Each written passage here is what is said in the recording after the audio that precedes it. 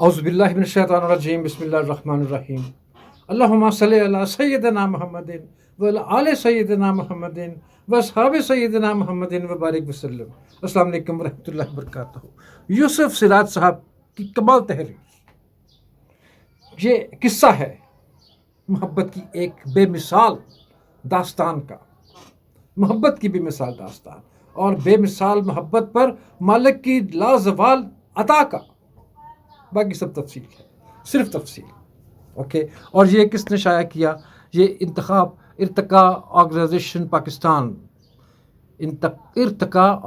پاکستان نے شائع کیا۔ تو قصہ محبت کا کچھ یوں ہے، اور یہ لازوال قصہ ہے۔ یہ قصہ ہے وہ ایک گمنام بوڑھا شخص تھا جسے اپنی مادری زبان بلوچی کے علاوہ کوئی اور زبان نہ آتی تھی۔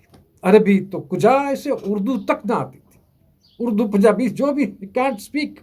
اس کی ساری زندگی دوسروں کی بکریاں چراتے ایک جھونپڑی میں گزری تھی، جھونپڑی جو اس کی اپنی زمین پر نہ تھی، سردار کی زمین پر مجبور اور موسموں کی شدت سے شرمسار کھڑی تھی۔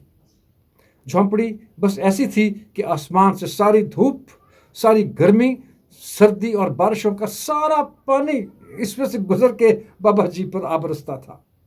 بابا جی مگر اسی میں خوش تھے۔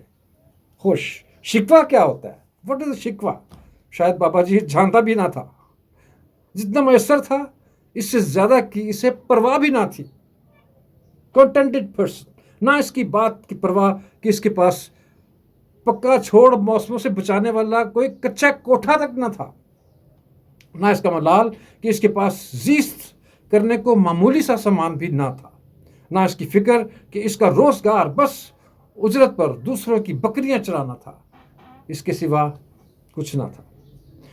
اللہ اکبر، عجیب شخص تھا وہ کہ بکریاں چرانے کی انبیاء کی سنت پر ہی عمل پیرا نہ تھا۔ اس کے دل میں ایک اور سنت بھی چپ کے پل رہی تھی، ایک اور سنت بڑی اہم بڑھ رہی تھی۔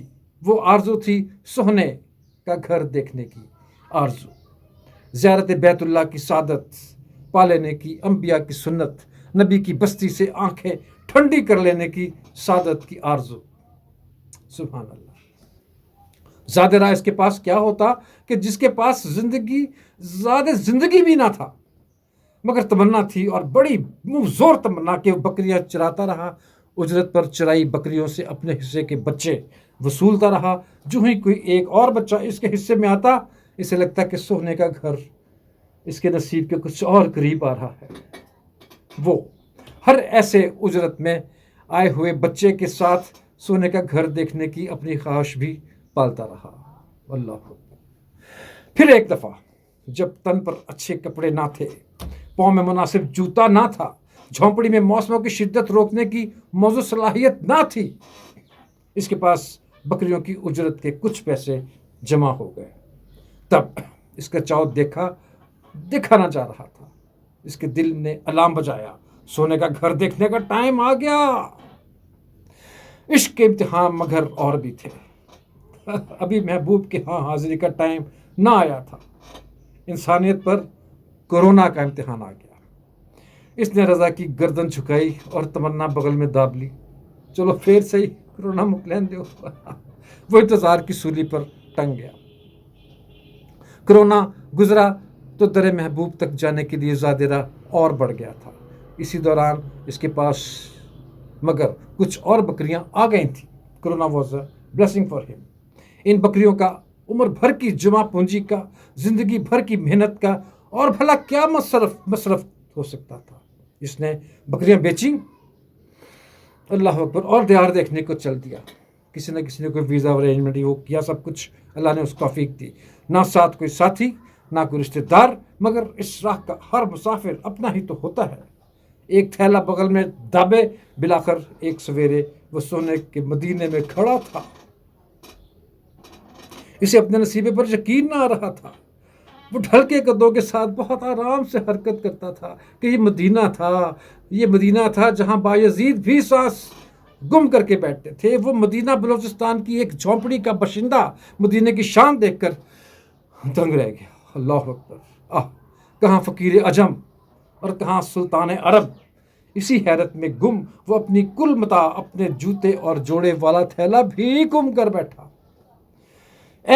یہی وہ لمحہ تھا جب وہ کلک ہو گیا، جب وہ اپنے تن کی آخری چیتھڑے بھی سونے کے در پہ گم کر بیٹھا تھا۔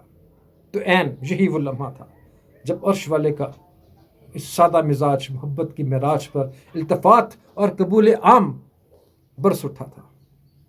اسی لمحے آسمانی میڈیا حرکت میں آیا اور صحابہ کے حلیے والا بزرگ کے نام سے وہ عرب و عجم کے میڈیا پر وائرل ہو گیا۔ گویا جبرائیل علیہ السلام کے ذریعے عرش سے اس بندے کے قبول عام اور محبوب عام و خاص ہونے کا اعلان ہو گیا۔ کسی ٹک ٹاکر نے کیا، اب خود اسے معلوم نہ تھا کہ وہ جو اپنے تئیں گم ہوا پھرتا ہے، اسے زیادہ مدینہ اور اہل مدینہ دنیا کے مشہور کوئی تھا ہی نہیں اس سے زیادہ۔ سبھی جانتے ہیں کوئی 30 لاکھ کے قریب اس بار زائرین ارض مقدس میں تھے، 30 لاکھ۔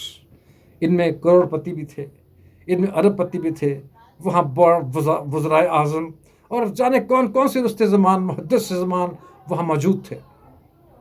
جو بھی تھا گمنام ہی تھا، یہاں کا مشہور شخص اور زبان زدہ عام شخص، مگر آج کے دن ایک ہی تھا، اور وہ تھا بابا عبد القادر مری، جو 15 سال سے لوگوں کی بکریوں کے ساتھ اپنی ایک تمنا پال کے یہاں آ کے گم ہو گیا تھا۔ اللہ اکبر، وہ بکری پال تھا تو یقیناً اس کا مالک بھی تو بڑا لچ پال تھا ہے۔ اس نے اسے فرش اٹھایا اور عرب و عجب میں نامور کر دیا، تاجوروں سے زیادہ نامور کر دیا۔